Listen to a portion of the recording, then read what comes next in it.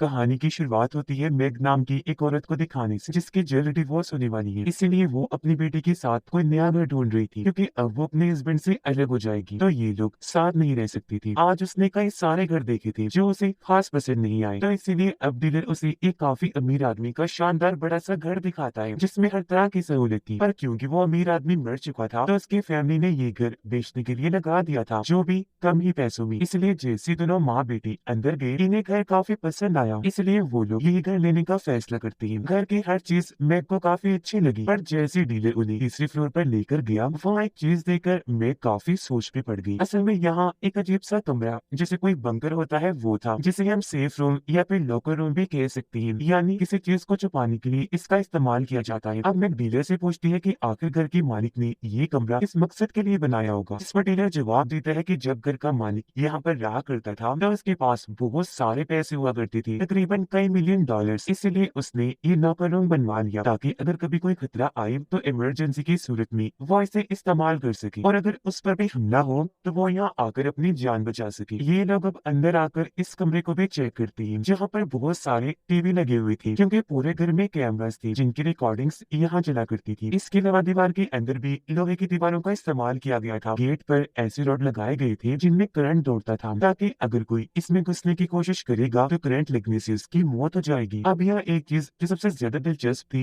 वो था फोन, जो कभी बंद नहीं होगा, हमेशा चलता रहेगा। पर एक छोटी सी चीज थी कि अभी ये चलना शुरू नहीं हुआ था, इसे स्टार्ट करवाने के लिए उस कंपनी को कहना पड़ेगा जिसने यहाँ फोन का सेटअप किया। अब ये कमरा जाहिर है मैग को काफी अजीब लगा, पर उसे इसे कोई फर्क नहीं पड़ता क्योंकि उसे तो इस घर में रहना था जो इतना आलीशान था, ना कि इस रूम में। इसीलिए वो पैसे देकर घर खरीद लेती है और बहुत जल्द यहाँ अपना सामान भी शिफ्ट करके रहना शुरू कर देती है, और ऐसे उसकी जिंदगी नॉर्मल तरीके से चलने लगती है। दोनों माँ बेटी हंसी खुशी यहाँ रह रही थी। कुछ दिन के बाद रात को जब दोनों माँ बेटी सो रही थी तो उनके घर के बाहर हम कुछ चोरों को देखते हैं जो इनके घर के अंदर ही झांक रही थी। फिर एक आदमी जबरदस्ती दरवाजा खोलने की कोशिश करता है, पर अंदर से लॉक्ड होने की वजह से वो दरवाजे को नहीं खोल पाता, तो अब वो किसी तरह ऊपर चढ़ने लगा। खिड़की से अंदर घुसकर वो पहले बालकनी का दरवाजा खोलता है, फिर अंदर जाकर मेन दरवाजे को भी खोल देता है और अपने बाकी साथियों को भी अंदर बुला लेता है। पर इन्हीं का ही साथी चोर जिसका नाम बर्नम था वो मैग और उसकी बेटी को देख लेता है। अब वो बाकी चोरों की निस्बत अच्छा इंसान था, उसने पहले चोरी करने से मना कर दिया था, पर जब उसे बताया गया कि घर पर कोई नहीं तो तब जाकर वो चोरी के लिए माना था। लेकिन अब क्योंकि उसने दोनों माँ बेटी को देख लिया था, इसीलिए वो अपने एक साथी को कहता है कि मैं यहाँ पर चोरी नहीं करूंगा क्योंकि यहाँ एक फैमिली रह रही है, जबकि तुमने तो कहा था कि घर खाली है। इस तरह लोगों को मारकर मैं चोरी नहीं करने वाला। अब यहाँ हमें पता चला कि बर्नम ये सारी बातें जिस चोर को बता रहा था वो दरअसल घर के पुराने मालिक का पोता था। वो जानता था कि पहले घर खाली पड़ा था, इसलिए उसने ये सारा चोरी का प्लान बनाया था। पर अब जब उसे पता चला कि घर में है कोई तो बर्नम को तसल्ली देता है कि शांत हो जाओ, कुछ नहीं होगा, मैं सारा बंदोबस्त करके आया हूँ और लोगों को मरवाने के लिए मैं एक किलर कातिल को भी लाया हूँ जो पैसे लेकर लोगों को मारता है, तो ये उन माँ बेटी को मौत की नींद सुला देगा और हम अपनी चोरी कर लेंगे। जहन पे इतना सवार ना करो, कुछ नहीं होगा। पर अभी भी बर्नम इसके लिए नहीं मानता और वहाँ से जाने का फैसला करता है क्योंकि किसी की जान लेने पर उसका दिल नहीं मान रहा था। उसे जाता हुआ देखकर घर के मालिक का पोता उसे लालच देने लगता है कि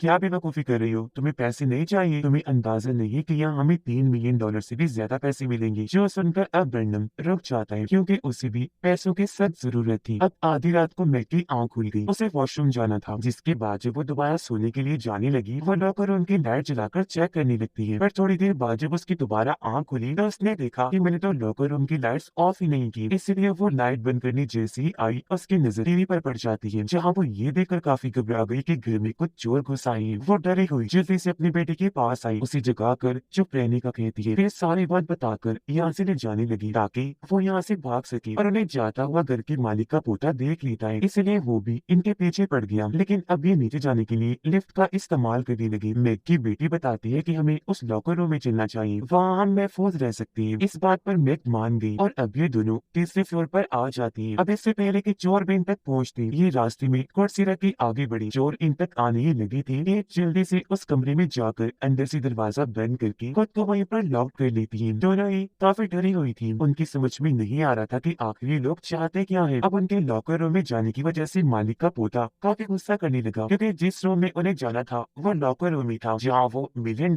पड़े हैं। पर इस बात का मैग को पता नहीं था। मैग फिर अपना फोन ढूंढने लगी, जहाँ तभी उसे याद आया कि ओ गॉड वो तो कमरे में ही रह गया है। इसीलिए अब वो वहाँ लगी फोन से कॉल करने की कोशिश करने लगी, पर वो भी काम नहीं करता क्योंकि अभी तक उसने कंपनी से उसे ऑन नहीं करवाया था। अब किलर को शक हुआ, वो उनसे कहता है कि कहीं उसने पुलिस को कॉल तो नहीं कर दी, अगर पुलिस यहाँ आ गई तो हम सब पकड़े जाएंगे। इस पर बर्नम कहता है कि नहीं, ऐसा नहीं हो सकता, क्योंकि इसके लिए पहले उसे वो फोन ऑन करवाना था जिसके लिए उसे हमारी कंपनी में कॉल करनी थी, क्योंकि वो फोन जिस कंपनी का था बर्नम वही काम करता था और उसे इस घर की कोने कोने का पता है। पर वहाँ मैग को एक ऐसा बटन मिलता है जिसे दबाने पर वो पूरे घर के स्पीकर में बोल सकती थी। इसलिए वो चोरों को कहती है कि मैंने पुलिस को कॉल कर दी है, वो जल्द आती होगी। पर मालिक का पोता पेपर पे लिख के कैमरा की तरफ करता है। उसने लिखा था कि तुम ऐसा नहीं कर सकती क्योंकि फोन तो चालू ही नहीं है। ये देखकर मैं काफी हैरान रह गई कि इसे कैसे पता चला। फिर वो स्पीकर पे कहती है कि अच्छा तुम्हें जो चाहिए वो तुम लोग लो और फौरन यहाँ से निकल जाओ। जिस पर मालिक का पोता फिर लिख के बताता है कि जो हमें चाहिए वो तो उसी लॉकर रूम में है, तो तुम लोग वहाँ से निकल आओ, हम वादा करते हैं कि तुम्हें कुछ नहीं करेंगी। जिस पर मैं कहती है कि ऐसा तो नहीं हो सकता क्योंकि मुझे चोरों पर भरोसा नहीं, तुम लोग जब मर्जी तक खड़े रहो, मैं और मेरी बेटी तो यहाँ से बाहर नहीं आने वाली। अब ये सुनकर मालिक का पोता बर्नम से कहता है कि तुम हमें ऐसा कोई रास्ता बताओ जिसके जरिए हम उस रूम में घुस सके। बर्नम जवाब देता है कि भाई ऐसा कोई रास्ता नहीं है जिसके जरिए हम घुस सके, सिवाय अंदर से। जब तक कोई अंदर से ना खोले हम नहीं जा सकते। पर यहाँ मालिक के पोते को एक आइडिया आया, वो उस रूम के फर्श को तड़वाने लगा जिस पर वो रूम बना हुआ था जो यहाँ की छत थी। जो देखकर बर्नम उसे कहते हैं कि तुम ये बेवकूफी कर रहे हो, सालों से मैंने इस तरह के कमरे देखे और इनके बारे में सुना, अगर इसे तोड़ना इतना ही आसान होता तो क्या लोग इसे अपने घरों पे बनवाते। उसकी बात ठीक भी थी क्योंकि जब ये पूरा फर्श तोड़ लेती है तो इन्हें उसके अंदर स्टील की दीवार दी गई जिससे भी ये तोड़ने की कोशिश तो करती है लेकिन तोड़ नहीं पाती। अब ये तोड़ने की आवाज उन दोनों ने भी सुन ली थी जिस वजह से मैं घबरा रही थी, लेकिन उसकी बेटी समझाती है कि मोम आपको डरने की कोई जरूरत नहीं है, जब तक हम इस रूम में है बिल्कुल महफूज है क्योंकि इसे डिजाइन ही इस तरह किया गया है। पर मालिक के पोते को फिर से एक फजूल सा आइडिया आया, वो कहता है कि हम उस कमरे में जाने वाली पाइप में जहरीली गैस छोड़ देते हैं, इससे होगा ये कि दम घुटने की वजह से वो दोनों बाहर आने पर मजबूर हो जाएंगी। सभी इस प्लान पर राजी हो गई, जल्दी ही जहरीली गैस का सिलेंडर लाते हैं और उसके पाइप को रूम की पाइप से जोड़ देते हैं, जिसके कुछ ही देर बाद पूरे कमरे में गैस फैलना शुरू हो जाती है। पर तभी मैग की बेटी कमरे में पड़े हुए दो बैग्स खोलती है जिसके अंदर जरूरत का बहुत सारा सामान था जिनकी मदद से ये खुद को बचा सकती थी। इन्हें दो फायर जैकेट्स मिलती है जिनकी मदद से ये आग से बच सकती है। मैग और उसकी बेटी इस जैकेट को पहन लेती है, जिसके बाद मैग उस पाइप में लाइटर से आग लगा देती है जिससे वहाँ धमाका हुआ और मालिक के पोते का हाथ और मुंह जल जाता है। साथ ही वहाँ काफी चीजें भी गिरकर इधर उधर बिखर गई थी। अब इस सब की वजह से मालिक का पोता काफी गुस्सा हो जाता है क्योंकि उसका सारा प्लान उसी पे भारी पड़ गया। वो अपना कंट्रोल खोते हुए जोर जोर से चिल्लाने लगा कि भले मुझे पैसे मिले या ना मिले लेकिन मैं तुम दोनों को नहीं छोड़ूंगा। अब मैग की बेटी उन बैग्स में से और चीजें ढूंढने लगी जहाँ पर उसे एक टॉर्च लाइट मिलती है। साथ ही रूम में एक बड़ा सा पाइप था जिसके सुराख से सामने वाला घर नजर आ रहा था। उस रास्ते के जरिए मैग की बेटी टॉर्च की लाइट को सामने वाले घर की तरफ मारती है इस उम्मीद के साथ कि शायद वहाँ का मालिक हमें देख ले। ऐसा हुआ भी, घर का मालिक उठ गया जिसे देखकर ये दोनों जोर जोर से चिल्लाने लगी, पर फासला और ये जगह तंग होने की वजह से वो इनकी आवाज नहीं सुन पाता। उससे ये नॉर्मल लाइट भी लगी इसलिए वो वापस जाकर सो जाता है। जो देखकर उनकी बनती हुई उम्मीद पूरी तरह से टूट गई और अब इन दोनों को लगने लगता है कि शायद हम यहाँ से बाहर नहीं जा पाएंगे क्योंकि एक तो उन चोरों ने बाहर जाने के सारे दरवाजे और खिड़कियां बंद कर दी थी, ऊपर से वो खुद भी यही डेरा डाल के बैठ गई थी। जब तक पैसे नहीं मिलेंगे वो यहाँ से जाने वाले नहीं है। अब कैमरास के जरिए मैग को पता चला कि वो चोर अभी नीचे गए हैं, इसीलिए वो इस कमरे जो उनके लिए फिलहाल पैनिक रूम बन गया था, इन्हें मुसीबत वाला कमरा, वो उसका दरवाजा खोलती है और अपनी बेटी को इसे खुला ही रहने का कहकर अपने कमरे में जाती है और अपना फोन लेने लगी। पर नीचे उन लोगों को पता चल गया था कि दरवाजा खुला है, इसीलिए वो जल्दी से ऊपर आई। लेकिन एन वक्त पर मैग वापस रूम में आ जाती है और फिर से उसने दरवाजे को बंद कर लिया था। अब चोर ये सोचकर काफी परेशान थी कि वो अंदर क्या लेकर गई होगी, पर जब किलर वहाँ पर चार्जर पड़ा हुआ देखता है तो वो समझ गया कि उसके हाथ फोन लग गया और उसे वो अंदर लेकर गई है। मैग अपने फोन से अपने हस्बैंड को कॉल करने की कोशिश करती है लेकिन उसकी कॉल हो नहीं पाती। फिर उसे याद आया कि यहाँ का फोन तो ठीक है, अगर मैं उसकी तार को किसी फोन लाइन से जोड़ दूंगी तो फोन चल पड़ेगा। इसलिए वो वहाँ लगी तारों वाली जगह को खोलती है और अंदर से टेलीफोन लाइन की तार को बाहर निकाल कर उसे फोन से जोड़ देती है, जिसके बाद वो खुशकिस्मती से अपने हस्बैंड को कॉल मिला ही देती है। वो कहती है कि जल्दी पुलिस को लेकर आ जाओ क्योंकि घर में चोर घुस आए हैं। पर बीच में कॉल कट हो गई क्योंकि बर्नम को पता चल गया था कि उसने फोन कर दिया तो उसने मेन लाइन काट दी थी। अब तक मालिक के पोते ने भी हार मान ली थी। वो कहता है कि मैं तो यहाँ से जा रहा हूँ क्योंकि चेहरा झुलसने की वजह से उसे तकलीफ हो रही थी। उसे जाना ही था, पर जाते जाते वो कहता है कि यहाँ हमारे 100 से भी ज्यादा पैसा है। जो सुनकर किलर उसे गोली मारकर उसकी जान ले लेता है ताकि बाहर जाकर वो ये बात किसी और को न बताती। अब ये देखकर मैग और उसकी बेटी काफी डर जाती हैं। इतनी ही देर में दरवाजे की बेल बजी। वहाँ पर जो कोई भी था ये उसे अंदर ले आए। पता चला कि ये मैग का हस्बैंड है जो पुलिस को साथ नहीं लाया, उसने खुद ही आना ठीक समझा, पर बेचारे ने गलती कर दी क्योंकि अंदर लाते ही किलर उसे पीटने लगता है। फिर वो बर्नम को कहता है कि इससे पूछो कि ये कौन है। अब जब बर्नम ने उसकी आईडी चेक की तो उसे भी पता चल गया कि ये मैग का हस्बैंड है। अब यहाँ किलर के जहन पर लालच और खून सवार हो गया था, इसलिए वो यहाँ बर्नम को गन पॉइंट पर कर लेता है और उसे कहता है कि मुझे कैसे भी करके उस कमरे में लेकर चलो वरना मैं तुम्हें भी गोली से मार दूंगा। पर बर्नम उसे कहता है कि तुम बेशक जो मर्जी कर लो, अंदर जाने का रास्ता जब नहीं है तो नहीं है, हम कैसे जाएं? जिस पर किलर कहता है कि कोई बात नहीं, ठीक है, अब मुझे एक आइडिया आ गया है। वो मैग के हस्बैंड की आईडी को लेकर कैमरा के सामने करता है, फिर उसे भी सामने लाकर मारने लगता है ताकि ये देखकर वो दोनों बाहर आ जाएं। अब ये देखकर दोनों माँ बेटी को बहुत दुख हुआ, वो घबराते हुए रोने लगी। पर यहाँ मैग के लिए एक दूसरी मुसीबत आ गई। तभी उसकी बेटी को दौरा पड़ने लगा क्योंकि उसे एक बीमारी थी जिसकी दवाई अगर उसे ना दी गई तो वो मर भी सकती है। मैं घबरा गई कि क्या करूं क्योंकि उसकी बेटी की हालत बिगड़ती जा रही थी। तभी वो कैमरा में देखती है कि बर्नम और किलर की आपस में लड़ाई हुई थी, जिसे घसीटकर बर्नम नीचे ले जा रहा है। वो सोचती है कि ये सही मौका है, मैं दवाई ला सकती हूँ, इसीलिए वो बड़ी होशियारी से दरवाजा खोलकर कमरे में आई और देखती है कि उसका हस्बैंड जख्मी हालत में बेड पर पड़ा हुआ है। वो जल्दी से जाकर दवाइयाँ उठा लेती है। इससे पहले यहाँ से निकलती वो अपने हस्बैंड के कपड़ों में किलर को देख लेती है क्योंकि उन्होंने कपड़े अदले बदले कर लिए थे ताकि मैग उनके जाल में फंस सके। कुछ हद तक ऐसा हो भी जाता है क्योंकि जब मैग लॉकर रूम के पास छुपी हुई थी तो तभी किलर उसे देख लेता है और कहने लगा कि तुम्हारा अब कुछ नहीं हो सकता, खुद को हमारे हवाले कर दो वरना हम तुम्हारी जान ले लेंगे। पर यहाँ मैग को किसी बात की परवाह नहीं थी, उसे बस अपने बेटे को बचाना था, इसलिए वो सामने आकर उसे धक्का मारती है और लॉकर रूम में जाने के लिए ऊपर की तरफ भाग जाती है। पर वो जैसे लॉकर रूम की दरवाजे के पास पहुंची वहाँ उसे बर्नम खड़ा हुआ दिखता है और पीछे से तब तक किलर भी आ गया था, यानी अब वो फंस गई थी, ना आगे जा सकती थी और ना ही पीछे। फिर तभी किलर उसे उठाकर दूर फेंक देता है, जिस बीच दवाइयां भी उसके हाथ से छूटकर दूर जाके गिरती हैं। इस चीज का फायदा उठाकर वो दोनों लॉकर रूम के अंदर चले जाती हैं। मैग बाहर ही रह गई जिसके पास गन थी, अब वो शूट ना कर दी, इस डर से बर्नम दरवाजे को बंद करने लगा। पर पहले ही मैग ने अपनी बेटी की दवाइयां अंदर फेंक दी थी, जिसके फौरन बाद बर्नम दरवाजे को बंद कर देता है। लेकिन जल्दबाजी में किलर का हाथ दरवाजे के बीच में फंस गया, जिस वजह से उसे दर्द हो रही थी और वो दरवाजे को खोलने का कहता है। बाहर तब तक मैग ने भी गन उठा ली थी। बर्नम किलर को कहता है कि मैं दरवाजे को नहीं खोल सकता, मैग के पास गन है, अगर हमने दरवाजा खोला तो वो हमें शूट करके मार देगी। उनकी ये बातें सुनकर मैग गन का रुख दरवाजे की तरफ कर देती है। उसे अपनी बेटे की फिक्र हो रही थी, इसलिए वो उन्हें कहती है कि मेरी बेटे को दवाई दे दो, मैं वादा करती हूँ तुम्हें कुछ नहीं करूँ, पर अगर तुमने ऐसा ना किया तो बाहर तो तुम लोगों ने आना ही है, मैं फिर तुम्हें छोड़ूंगी नहीं। ये सुनकर बर्नम उसे कहता है कि ठीक है, पर पहले तुम नीचे जाओ। और अब जैसे मैग नीचे गई बर्नम दरवाजे को खोल देता है ताकि किलर का हाथ छूट सके। उसे आजाद करवाते हुए मैग की बेटी को दवाइयां देने लगा, कहता है कि तुम्हारी जैसी मेरी भी एक बेटी है, पर मैं ये सारा काम किसी मजबूरी की वजह से कर रहा हूँ। मुझे धमकाया गया था कि अगर मैंने ऐसा ना किया तो वो लोग मेरी बेटी को मार देंगे। अब तभी दरवाजे पर दस्तक हुई, या और कोई नहीं बल्कि पुलिस थी, जिसे आने से पहले मैग के हस्बैंड ने कॉल कर दी थी। पर यहाँ मैग उनसे सच छुपाती है, कहने लगी कि यहाँ तो सब ठीक है, आप लोग वापस चले जाएंगे। ये सुनकर ऑफिसर कहता है कि अगर तुम्हें कोई डर है, किसी दबाव की वजह से ऐसा कह रही हो, तो हमें बस पलक झपक के इशारा कर दो, हम समझ जाएंगे। पर वो ऐसा कुछ नहीं करती क्योंकि पुलिस का अंदर आना खतरे से खाली नहीं था, वो अपनी बेटी को बचाना चाहती, इसलिए पुलिस यहाँ से अब चली जाती है। लॉकर उनके अंदर बर्नम उस तिजोरी को तोड़ ही देता है जिसके अंदर यहाँ पैसों के कागजात थे, जिनसे पता चला कि यहाँ 3 मिलियन से कुछ ज्यादा नहीं बल्कि 22 मिलियन डॉलर से। ये उन कागजात को लेकर यहाँ से जाने ही वाले थे कि तभी उनका सामना मैग के हस्बैंड से हो जाता है, जिसके पास गन थी। उसके निशाने पर बर्नम था, जबकि किलर ने उसकी बेटी को पकड़ा हुआ था बंदी बनाकर। वो कहते भी है कि डैड इन्हें कुछ मत करना वरना ये मुझे मार देंगे, और उसके डैड कहते हैं कि मेरी बेटी को छोड़ दो, मैं भी तुम्हें छोड़ दूंगा। अब तभी पीछे से मैग किलर के सर पर हथौड़ा मारती है जिससे वो नीचे जाके गिरता है, पर अभी भी जिंदा था। जबकि मौका पाकर बर्नम यहाँ से बाहर भाग गया। किलर दोबारा उठकर अंदर आने लगा, जिसे देखकर मैग का हस्बैंड उस पर गोलियां चलाने लगा। गोलियों की आवाज बर्नम ने भी सुन ली थी, उसे बच्चे की फिक्र थी। वो सोचता है कि इस गोलीबारी में उसे न कुछ हो जाए, इसलिए वो वापस भागकर अंदर आ गया। देखता है कि मैग की बेटी निशाने पर है और किलर उसे मारने ही वाला है, पर पहले ही वो उसे शूट करके मार गिराता है और ऐसे उसने बच्चे की जान बचा ली। वो फिर इन लोगों से कहता है कि मैं यहाँ से अब जा रहा हूँ, अब तुम लोगों को परेशान करने वाला कोई नहीं होगा। इतना कहकर वो यहाँ से बाहर गया। दरवाजे क्योंकि बंद थे तो भागने के लिए वो दीवार फैलाने की कोशिश करने लगा, पर तभी यहाँ पुलिस आ गई जो उसे पकड़ चुकी थी और चारों तरफ से घेर लेती है। उसके हाथ में $22 मिलियन